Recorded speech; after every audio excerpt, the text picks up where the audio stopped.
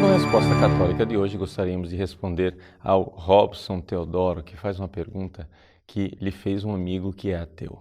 Ele diz assim: veja, se Deus é onisciente, é onipotente, e se Ele quer a salvação de todo mundo, por que é que existem pagãos e ateus que nasceram pagãos e nasceram ateus?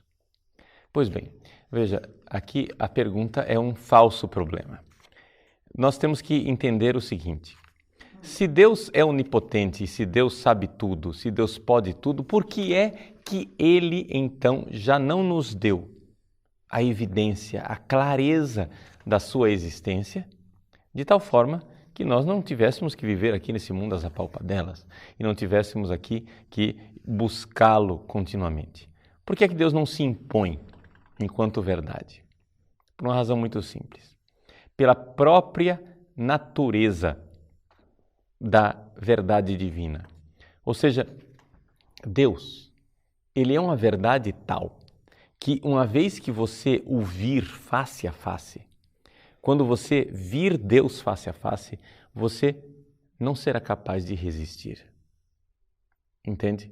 É como, vamos fazer aqui uma comparação indevida, mas é como algo extremamente sedutor, não é? Você imagine um alcoólatra ou um dependente químico, uma pessoa que está fisicamente dependente daquela droga. Você apresenta para ele a droga, coloca-lhe ao alcance da mão, aquela pessoa não resiste, ela não tem liberdade suficiente, ela não tem força suficiente para dizer não.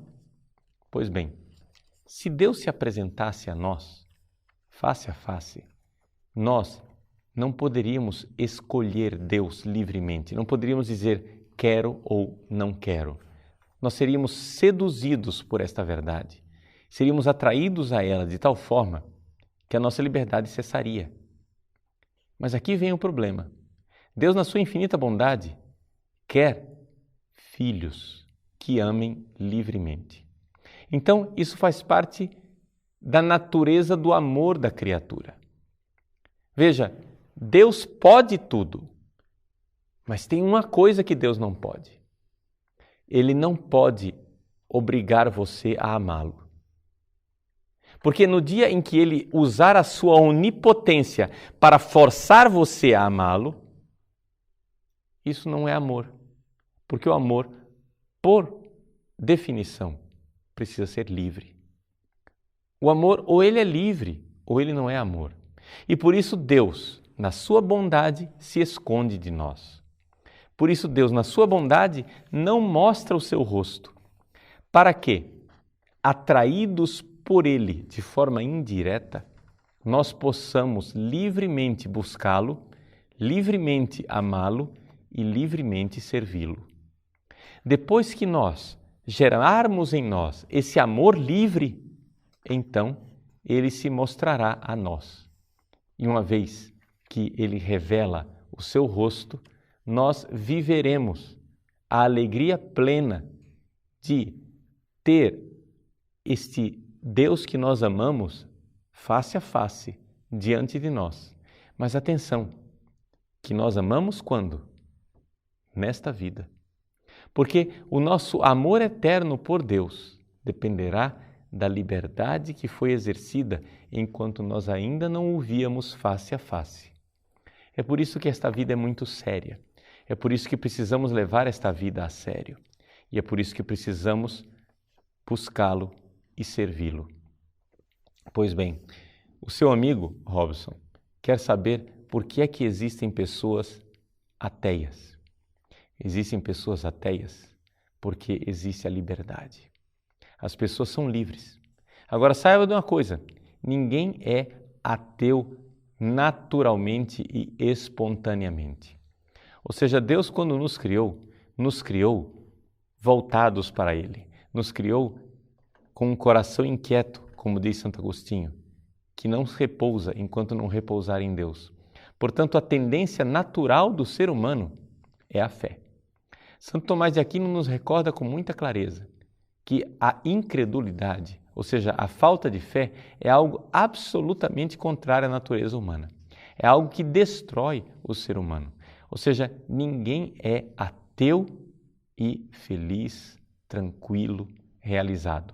Isso não existe. O ateu, ele é necessariamente uma posição contrária à natureza. Para você ser ateu e continuar sendo ateu, você precisa de um esforço. O ateísmo não é um estado natural.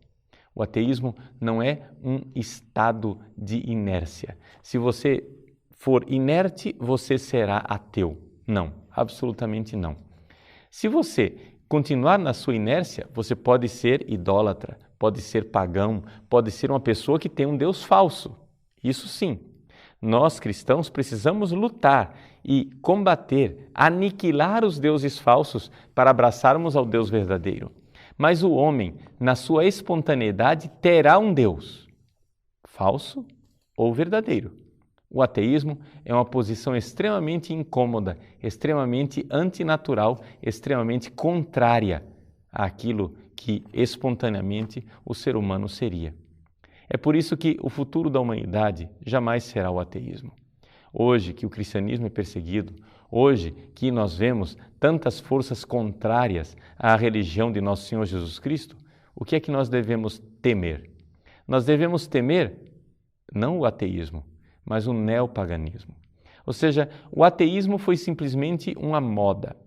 O ateísmo é simplesmente o navio quebra-gelo, onde a pessoa com uma pseudociência, com uma certa fineza do século XX racionalista, acha que ela não precisa de Deus. Uma vez que ela abraça o ateísmo, logo, você irá perceber que a vida dela não é uma vida sem Deus, mas é cheia de deuses falsos, cheia de deuses que não são deuses. Pode ser que ela não dê o nome de Deus para aquelas realidades, mas ela certamente serve àquelas realidades que, para ela, são divinas. Então, meu querido Robson, veja, o ateísmo ele não é um futuro para a humanidade. O que nós devemos temer e lutar é contra a idolatria. Na verdade, a escolha que está diante dos nossos olhos é ter um Deus verdadeiro ou ter um Deus falso. A maior parte dos ateus do século XIX e XX tiveram um Deus falso. Não foram ateus, mas caíram na idolatria de Adão e de Eva, quando a serpente disse: "Sereis como deuses". Também eles quiseram ser deuses.